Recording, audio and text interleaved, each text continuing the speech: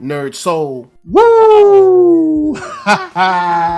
Lay ill kid at OneYoungsta, hold it down, bring that street geek and nerd soul. What is up, my people? Today, coming with another wonderful episode of, that's right, Thumbnails. We are here to get into Transformers, and I have probably the best person to do it with right here, the one and only ARC, Father Part 3, ARCKATRON. What's up?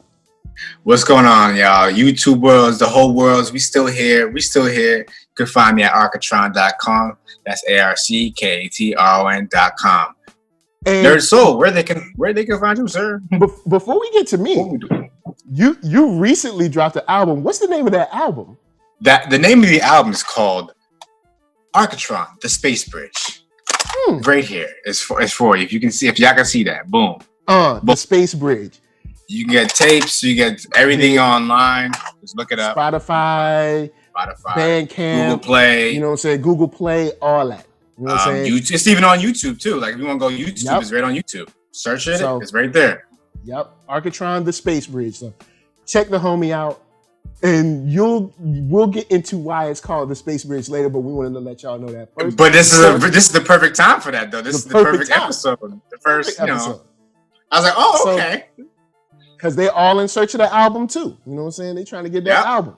So of course, NERDSoul, Facebook, Instagram, Twitter, all in places, and we are ready to get it going on Transformers Season 1, War for Cybertron. This is called Siege, and we're going to do a spoiler-free part for about 10 minutes.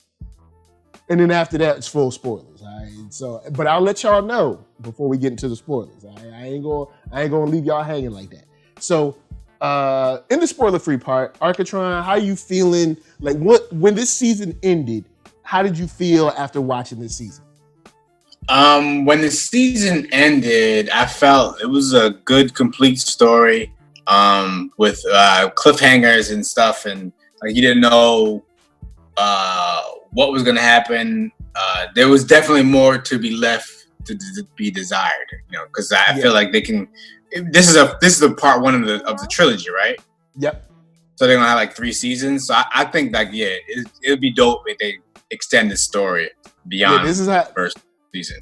This is how they get it popping, get it started. I liked how they held a pretty good balance between kind of like the all ages fashion, but still giving us kind of like a sense of choosing sides, of real danger for the Transformers, regardless of whether you are a Decepticon or Autobot, and also getting into kind of like the ideologies behind this fight in general. I really dug that. So with that said, I wanted to throw some limelight on the voice acting, which I really liked. Now the voice acting did throw me for a second because I didn't know if we were going to get some of the same voice actors from like G1. But the voice acting came through. Alita really shined. Bumblebee for me really shined. But I also liked just like and I know this sounds weird, but kind of like the action sounds, like the grunts and all that stuff.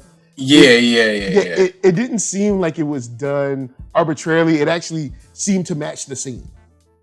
So I thought that was dope. And then the animation, I'll let you talk about this, but the animation, I've actually liked it ever since the trailer. I'm one of those people that are usually for like, if it's 2D, it needs to stay 2D. But in this case, I wasn't mad at it at all. Like I actually dug the 3D change up on this, especially with kind of like the gritty kind of look. I was digging it.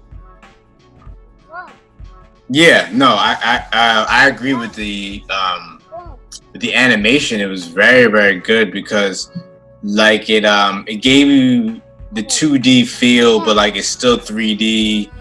Like it gave you like the grittiness, like you said. The grittiness was very good and very. It just had a texture to it, like if that makes any sense. And even when they got close, you could see texture on Jetfire's shoulder and stuff. So they gave it kind of like this realish feel. Yeah, they all had war scars. It's a war, you know, so they all had battle scars, you know, like literally battle scars. What's his name? The one who had like basically like almost his whole. At the end, he was a Decepticon of, you know, whatever.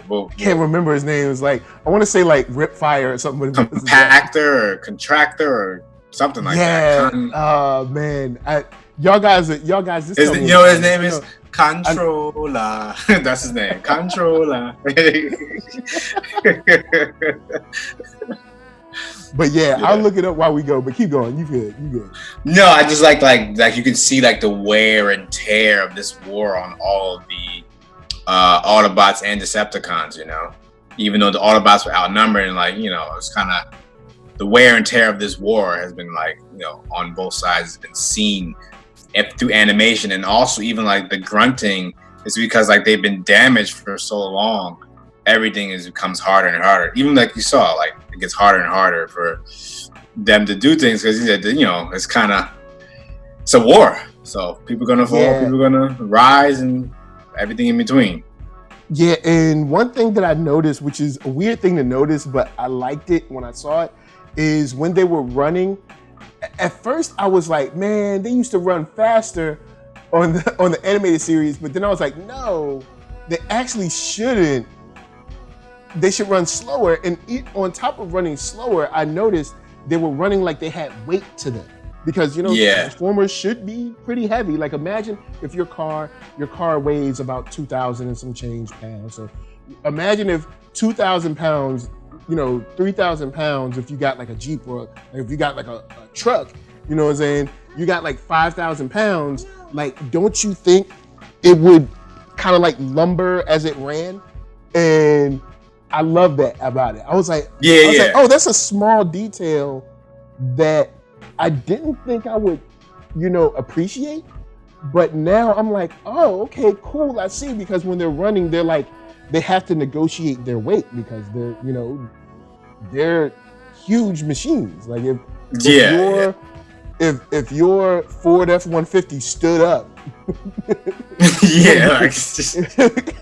would be pretty tall. Just stood up like, hey, I'm Ford F-150, y'all.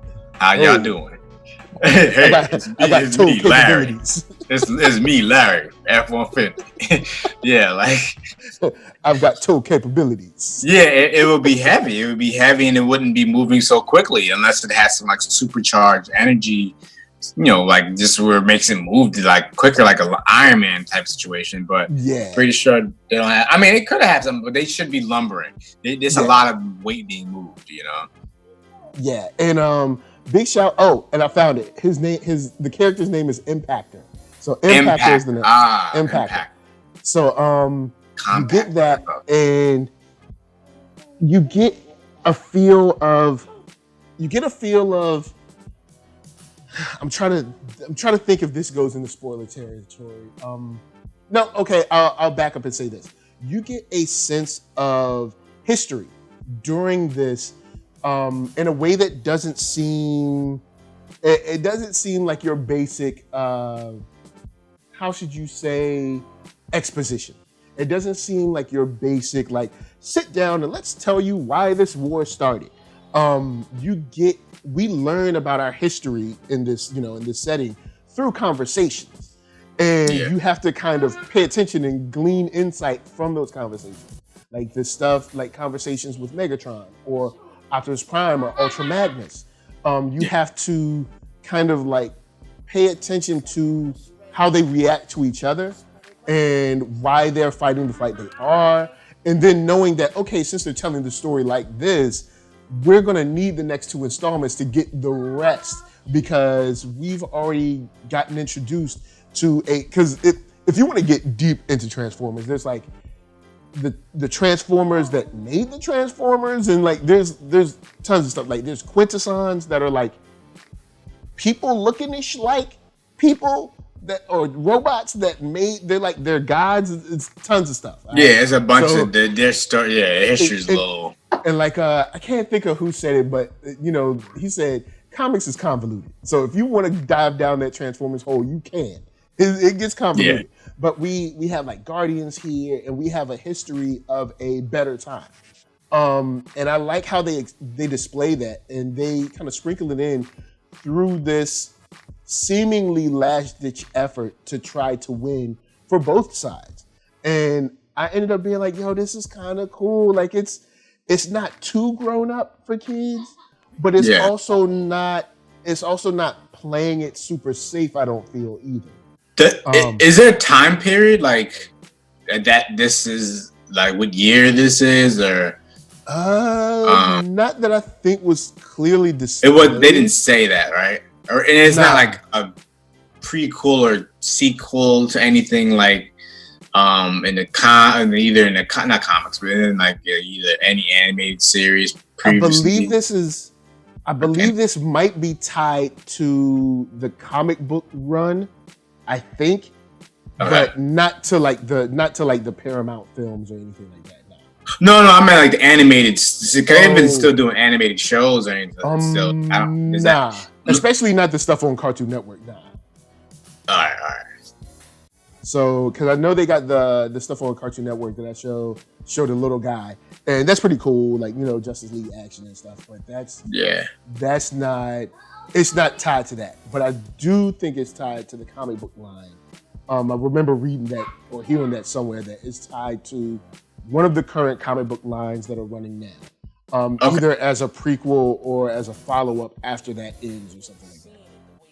So it's cool to have something that's sort of detached, so it can have its own, detached from our main knowledge, so it can kind of have its own flavor. But all in all, this ends up feeling fresh, but also it's fresh and familiar. Also, it's a series that you can find ARCKATRON on, doing things that are fresh and familiar. Yes. Ding! Wink your eye when you do that. It was I feel I don't want to spoil anything, but I feel like it's time-wise, it feels like it's just before G1 in my head. Yeah, it does feel like it's like if we were to set this in something that we already know, we would probably say this is before, what this is doing is before G1. Yeah, but we'll get to that. We can get more into that during the spoilers, because that would definitely spoil some stuff. So with that said, I think I'll end the spoiler-free side with, out of 5 stars, I think this is a strong start. I like the animation. I like the quality of the voice acting. I like the way they're telling the story and the kind of the pace of like fights to quiet moments. I feel like a lot of people got their shine, and I think that we got a good idea of why people are fighting for what they're fighting for. I'm gonna give this 4 stars and definitely recommend it. Where you at? I'll give it 4.5. Actually, I thought it was really good. For someone who hasn't watched Transformers since the OG Gen G1 Transformers series, I've watched the movie. I watched the Transformers movie, and I've watched the ones, but I mean in like the animated world. I haven't really peeped any of the animated series since then. And Beast Wars, of course. I watched a couple of Beast Wars episodes, but that was like a long time ago. I watched it when it came out, and I haven't watched it since. I watched maybe an episode 2 like 4 or 5 years ago to see like if I can remember what it looked like, and just to see like the voices too. I wanted to hear all the voices from that series. I thought it was good. Primal. Yeah, Optimus Primal, and I thought it had some flavor. All right, word. So guys, just so you know, if you have not watched this yet, it's spoiler time. All right, so we're spoiling it. I don't want to hear nothing. Spoiler time. In 5, 4, 3, 2, 1. All right, so I was kind of hurt that Optimus didn't seem as strong as I wanted him to be. I think he's just been wounded, man. He's been hiding his injuries. Well, I think he's low on energon, and he got served up. I was expecting he got served up quick. he got sort of like Thanos style to Thor. You know, Thanos just came in there wrecking shop. Yo, man, he got beat down. It was sad that he got beat down the way he did. Actually, he got beat up like Hulk got beat up like when Thor beat him up. I mean, when Thanos beat him up. Because he came in. Remember, he wasn't there in the initial scene. Yep. He came in, Hulk trying to rush hard. and save the day, and he got. Homie hit him with that technique. He was like, yeah. You got the rage, but I got the technique. See. Yo, Megatron hurt him up, and like he never really seemed to regain any sort of strength. And I was like, yo, Optimus, like. Nah, he brought out the axe at the end. You saw him bring out the axe at the end. Yeah. One dude did get it. He had his last like easy. He had his last shot. like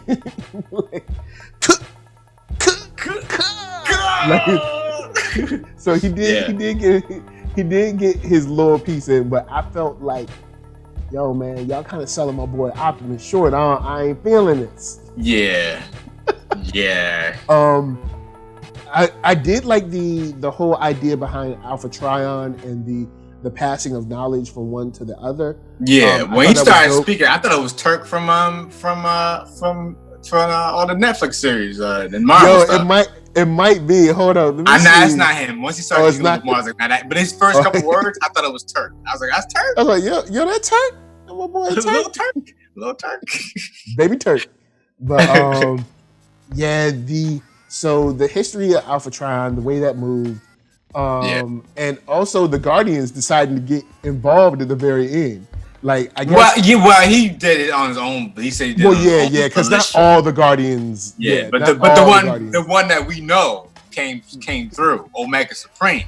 Yeah, Omega Supreme was like, all right, look, I can't take this no more, because Optimus Prime said, yo, like, your job is to guard. Like, you are the Guardians. Like, that's all you do. You have no other function. Exactly. They just sit there and just like, we got nothing to guard. What do you want? Like, but it was cool. Like, I walked the knife. That's what you should have did. I like seeing Megatron kind of slowly slide into this person that Jetfire couldn't get with. Or that he was slowly, he kept like asking, like he basically was like, oh, wait, have you seen Game of Thrones? Nah, I've never seen. I saw that one episode I watched with you. I saw the pilot episode and then the one episode I watched with you. Okay, so damn, I can't. Okay, so for people who haven't watched it, who haven't, well, other than you, Mike, you know what I mean? Everyone, the show's over. It's all good. No, but I didn't want to spoil it. I'm just saying she reminded me of like Megatron was like Cersei, where he just kept getting worse and worse into more eviler and more eviler plans. They're contemplating it, but like, I'm still gonna go through with it.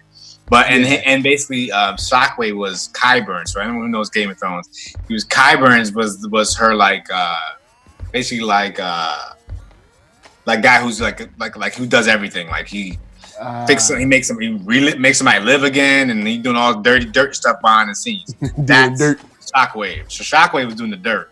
He was like, I got these experiments I would like to use, Megatron. Like, you doing that dirt behind the scenes. You dirty. He was like, yo, you tie my hands. I could do more. I could do more if you just let me. You know what I'm saying? just let me off the leash.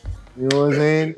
And which I think might turn around on Megatron a little bit later, to the point where we see him on some like maybe I've gone too far.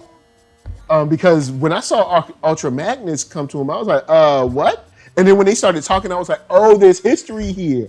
Oh, like all three of y'all used to be cool. Oh, word. Yeah. This is some dope stuff to look at. Maybe even flash back to. Yeah, you kind of got some of that. But he blew a hole in him, boy. Yeah. They showed that hole too. It was like, he got bucked. Since it's robots, it's no blood, so they can do whatever they want. Former New York, he got bucked in the 90s. All my 90s New York people. He got capped. Oh man, he got capped. He got his wig pushed back. Yeah, it got Rick pushed back. Now he got his chest pushed in, basically. Man. And you know, like he said, when he was with Jetfire, he was like, "Yo, you always take the shot, no matter what." Blah blah blah. And Jetfire, you can see him kind of like, "Yo, man, look, I don't mind war, but now we talking about genocide. This is something different." You know what I'm saying? And you see Starscream on some like sniveling stuff already. Always on some Starscream stuff. Man. Like, there's a perfect character. It's like the perfect character. Like, he's just so sniveling. Yeah, he's always gonna try to double cross somebody, even the Megatron. Megatron always gonna catch him and beat him up. Oh, I like hearing the history behind Sound Blaster. Yeah. He was like, look, don't bring up that he looks like like Soundwave. Soundwave, yeah. he was like, because he doesn't like it. You know what I'm saying? He was chilling on his throne, like, yo, what up? Like, look, we the black market. We do whatever we want to do down here. Yeah, that was what Scatman Crothers' voice back in the days. That's who used to do that voice. Yeah, but man, I thought that was cool. So like all of these small like pieces of like history that they dropped, I thought was cool. Oh, if you notice the way they did all of like RC, Alita 1, can't think the other lady bot.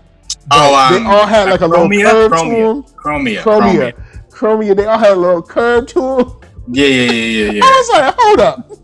Like, and they had a different walk to them too. They had a different walk, yeah. A little sachet, you know. Because I was like, hold up. When they were doing one of their walk cycles, and I was like, hold up. It's a little different.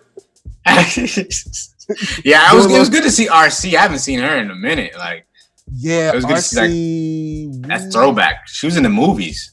RC was in like Transformers 3, I think. And then I think RC was also in the opening sequence of Bumblebee, which is Bumblebee is kind of like a War for Cybertron, the very opening sequence, which is super cool. Okay. Yeah, man. I like the opening sequence for Bumblebee because in Bumblebee, they open up with the War for Cybertron sort of scene that you see in the trailer. You just see the full part. And then he has to jet out, you know, got to get out of here because, you know, Decepticons is kicking our butt, so we got to bounce. So that's cool. But I don't think we really get a lot of RC, so seeing her here is cool. Also, I'm interested to see how they play Cybertron now in the second film because Optimus is gone. And now Alita 1 is kind of like wartime promotion. but remember they said it was an incoming ship. That means that someone went through the Spacebridge too. Oh, you mean came the other way? Maybe. So like Optimus went out and somebody came in. Maybe someone else went out behind him. I'm saying. Oh yeah, because Optimus threw the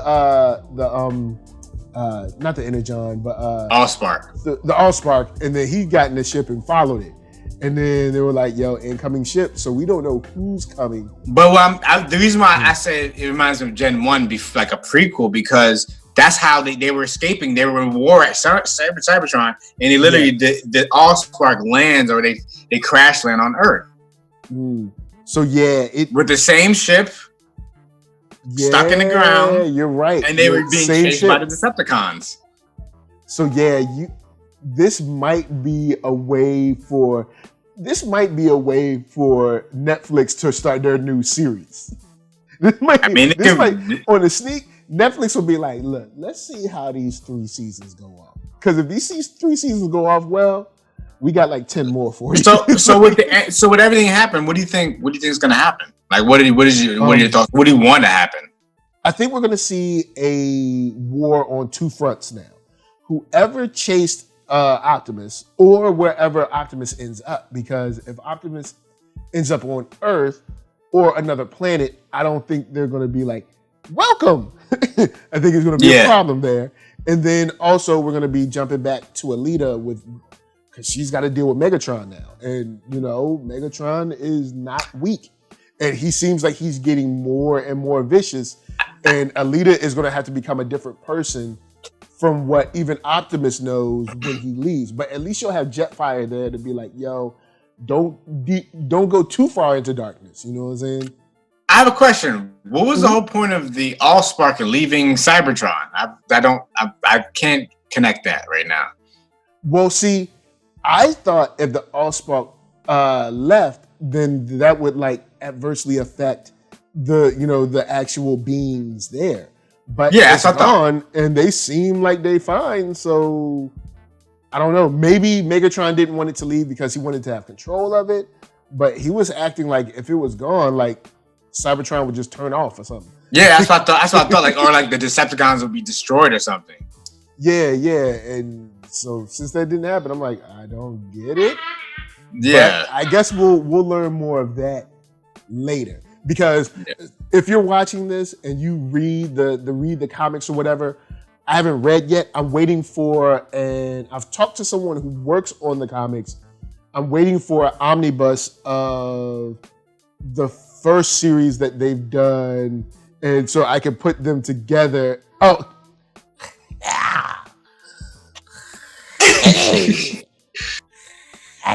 Mr. Flex is back in the place to be on MIC. That is not a flex, man. I'm just waiting for them to put everything together. Flex so Master I can read it Funk. at one time.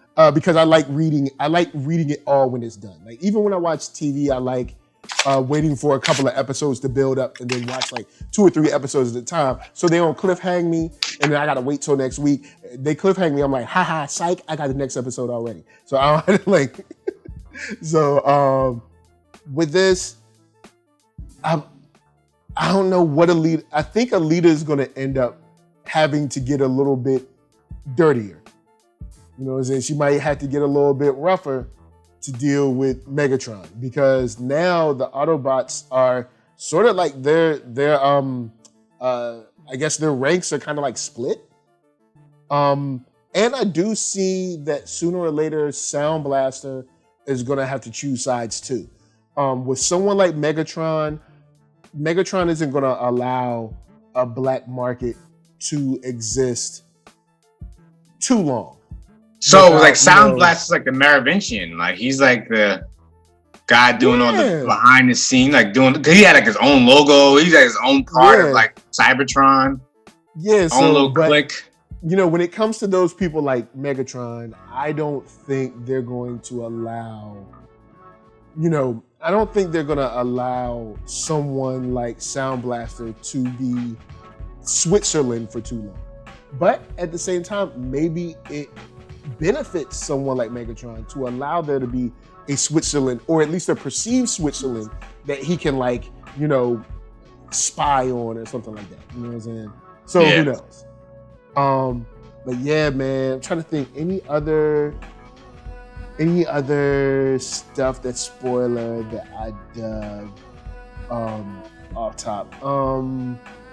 Another spoiler thing that I like is back to Starscream. I like that his arm got chopped off like bad early.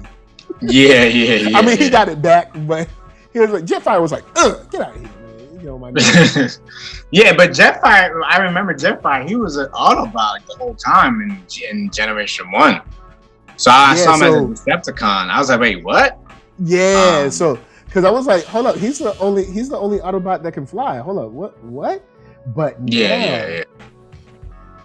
We're seeing like, oh, okay, I think Netflix is getting ready to do their own kind of G1 Redux, maybe, after this movie. Because, make no mistake, if this goes off well, it streams well, people love it, I'm digging it, but of course, we don't know how the super nitpick crowd is going to do it. Yeah, I would like to see that, but I would like to see it on like a different universe planet. So like it's not humans, it's like some other species or something like that. Yeah, and I think that's probably what we'll see, because with kind of like a reimagining, I know they'll flip it a little bit so it's not, the humans. It's tough because it's like, dude, these are huge machines. Even if it was, even if a Mini Cooper stood up, it would tower over a regular human being. It would tower even over, Shaq. So it's like, come on, man, let's not do the humans again. Like we don't need the humans. unless humans have evolved to the point where they already have their own like mech suits and stuff like that, or exosuits. That's why they gotta do the headmasters, man. They gotta do the headmasters.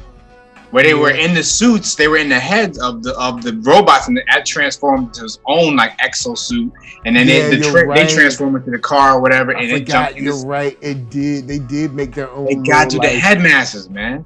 But they were off planet when they did that. They were in a different planet when it happened. They were helping out another like a group that was enslaved, and then when they took them, they utilized each one of their strengths. So this one was good at aiming, so he would. The one that was good at, had a good gun or whatever, you know what I mean? Good point. So that headmasters really need to be going with it. That was fire. What up? And then also the idea that there are other like Transformers out there, because Bumblebee said he used to race on Velocitron or whatever. So I'm like, all right, cool. So it's similar, like kind of like even in Star Wars, where they might be fighting on Coruscant, but then. On Hoth, there's something else going on, or everything might be good on this planet. On some planet that's like Endor, or they might be fighting on Endor, but they won't be fighting on the very next planet. So we don't know if there's other Transformers out there that are like, yeah, there's a war on Cybertron, but it's kind of cool over here. We good over here. Like, I don't know why they Cybertron 2, we alright. Like Cybertron 1 got the problem. Or like say for instance, we live in the US. Like say if there's something going on in like the Gaza Strip. Like, yeah, we know there's a war there and we're like it's bad and we don't want it to happen, but there's not like bombs going off here. So it's like maybe something like that. You know what I'm saying? Yeah, because like Cybertron is a planet, so it's like there's mad space there. So war can't be everywhere. Yeah, that'd be ridiculous. So hopefully we'll see if they draw in other planets or maybe their perspective or something like that. Or just more of Cybertron, Yeah, or more of Cybertron, because Cybertron, I will say Cybertron seemed small, but like this a is moon also size. the beginning. Yeah, it seemed like it was a moon. Yeah, but this is also the beginning. We don't know what we about to see in the next 2 installments. And before we bounce, I did want to give a big shout out to one of the writers on this, and he's also a writer on the comics, Brandon Easton. Homie, super dope. I'm so happy that this came out. So glad that you got to see it. It's super awesome. I loved it. Can't wait to see more. But before we get out of here, over here, ARC Father Part 3. What's going on, y'all? Yeah, you can find me ARCKATRON.com. That's ARCKATRON.com. I'm gonna be having some new music coming out soon and stuff, so stay tuned to that website and you can find everything, all the updates and everything that I'm doing. All right? Yes, and get the Spacebridge now. It's dope. You saw the Spacebridge on Netflix. Now you can hear the Spacebridge in your own headphones. It's dope that they did that, though. I didn't. When it came on, once I saw it, I was like, "Word, the Spacebridge!" And I'm on it. That's where I got the name from. I got the name from Transformers G1 when they were Shockwave with the Spacebridge. Yep. So it's like, yo, man, it's the Spacebridge. So full circle. So anyway, guys, NERD. SOUL, Facebook, Instagram, Twitter. Thank you for rolling through. Hit that thumbs up if you like what you're hearing. Hit that thumbs down. But if you hit that thumbs down, I'm going to send Megatron after you. And he blows holes in your chiz ass. All right? Subscribe, podcast, all that jazz. Music on Spotify. Don't sleep. From us to you, thank you for coming through, watching, and peace. Peace. Yeah. Woo for you. Woo for you.